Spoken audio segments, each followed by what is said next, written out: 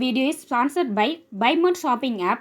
BuyMode e-shopping application is one of the online shopping app now available on Play Store and App Store. இந்த ஆப்போட லிங்கை வந்து டிஸ்கிரிப்ஷனில் கொடுத்துருக்கோம். வேணுங்கிறவங்க டவுன்லோட் பண்ணி உங்களோட ஷாப்பிங்கை ஸ்டார்ட் பண்ணுங்கள். Welcome to my channel. Today வீடியோவில் சுவையான வெஜிடபிள் பிரியாணி செய்வது எப்படின்னு தான் பார்க்க போகிறோம். வாங்க வீடியோக்குள்ளே போகலாம். ஃபஸ்ட்டு குக்கர் எடுத்திருக்கேன். குக்கரில் வந்து ஒரு 3 ஸ்பூன் வந்து நெய் எடுத்திருக்கேன்.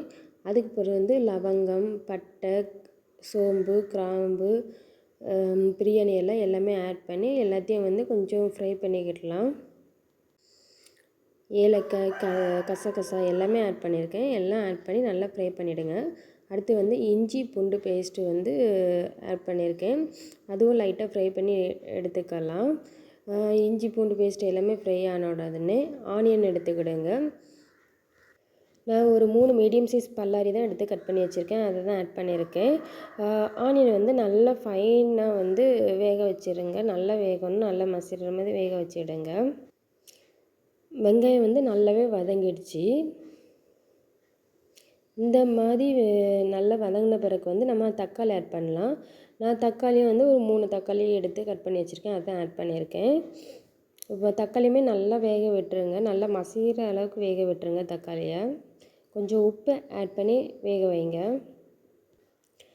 தக்காளி இப்போ நல்லாவே வெந்துடுச்சு. இப்போ வந்து மல்லி இலை, புதினா எல்லாம் ஆட் பண்ணி அதையுமே நல்லா லைட்டாக வதக்கி எடுத்துக்கிடலாம். மல்லி இலை வதங்கின பிறகு வந்து பிரியாணி மசாலா ஆட் பண்ணிடலாம். நான் வந்து 2.5 ஸ்பூன் பிரியாணி மசாலா ஆட் பண்ணியிருக்கேன். நான் 2.5 கிளாஸ் அரிசி எடுத்திருக்கேன். அதுக்கேற்ற 2.5 ஸ்பூன் வந்து பிரியாணி மசாலா ஆட் பண்ணியிருக்கேன். இதுக்கு இதை வந்து ஒரு 1/4 டம்ளர் ஆட் பண்ணிவிட்டு வந்து கொஞ்சம் வேக வச்சிடலாம் மசாலாவை. ஏன்னா தக்காளியில் ஒரு தண்ணி இருந்துச்சுன்னா நீங்கள் வந்து தண்ணி ஆட் பண்ண வேண்டாம். எனக்கு வந்து இன்றைக்கி உள்ள தக்காளியில் அவ்வளோவா தண்ணி வரல. அதனால நான் கொஞ்சமாக தண்ணி ஆட் பண்ணி மசாலாவை வேக வைக்க போகிறேன். தண்ணி ஆட் பண்ணிவிட்டு வந்து நல்லா மிக்ஸ் பண்ணி விட்டு ஒரு 1 மினிட்ஸ் வந்து மசாலா ஸ்மெல், பச்சை ஸ்மெல்லாம் போகிற அளவுக்கு நல்லா வேக விட்டுடலாம். அடுத்து வந்து அது கூடயே கொஞ்சம் மஞ்சள் தூளும் சேர்த்து வந்து நம்ம ஆட் பண்ணி நல்லா வேக விட்டுடலாம். இப்போ மசாலா வந்துடுச்சு. இப்போ வந்து காய் ஆட் பண்ணிடலாம். நான் கேரட், பீன்ஸ் எடுத்துக்கிறேன்.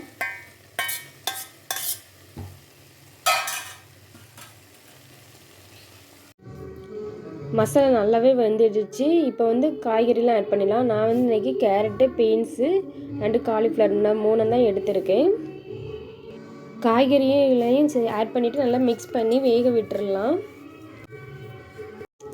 காய்கறிகளும் நல்லா வெந்துடுச்சு. இப்போ வந்து நான் வந்து தண்ணி ஆட் பண்ணேன். நான் தண்ணிக்கு பதிலாக தேங்காய் பாலில் செய்ய போகிறேன்.